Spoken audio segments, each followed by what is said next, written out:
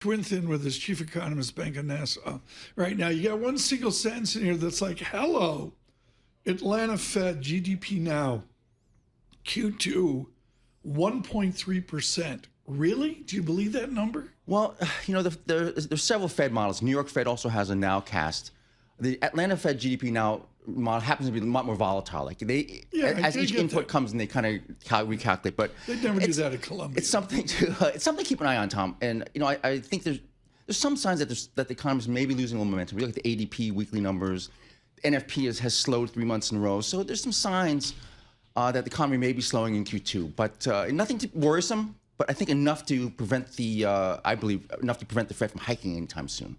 We're going to get some PPI numbers here today at 8:30. We got CPI yesterday, a little softer than expected, but impacted presumably by the swings in energy prices. What's your view of underlying inflation out there? Yeah, if you look at all the core and underlying measures, they all decelerated also. So I think that the Fed is breathing a sigh of relief. But you all, I'm sure, heard Chair Warsh's testimony. He said, "Look, I'm not saying mission accomplished. I'm still concerned." Yep. So he's talking very hawkish. I expect more of that today. So, I mean, as we think about the underlying inflation here, is this something that is, I mean, it's been characterized as just sticky, and maybe it's permanently sticky if we're going to have, a reduced supply of labor out there, if we're going to have onshoring and reshoring, maybe that 2% number shouldn't be the target. Maybe it's something higher. Yeah, Paul, that's a very good point. There's so many moving parts, right? So many possibly structural changes in the economy. I would say it doesn't help that we have another wave of energy price shock, sort of coming at us. The Fed was hoping to look through that first spike up to, in oil up to 120 now. Now we're heading up to 90 plus. It just complicates things. Again, I think it supports the Fed's reason to say, hey, let's stay on hold. Let's see how this works out. You did this for years, linking in strong dollar into the yield space and then into our economics. Dr. Thin, I'm looking at the low in the 10-year real yield, end of February, early March, and it has been an elegant climb higher to 2.34% this morning.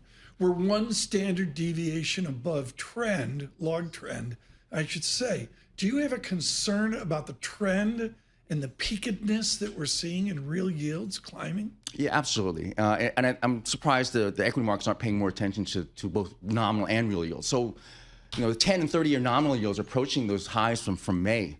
And that's what's really what's pushing the real yields higher. We've got the inflation coming down a little bit, but again, it's in higher rates. That's another reason that I think we're concerned about the U.S. economy. These higher rates, they're obviously killing the already sort of dead housing market. They're killing it further.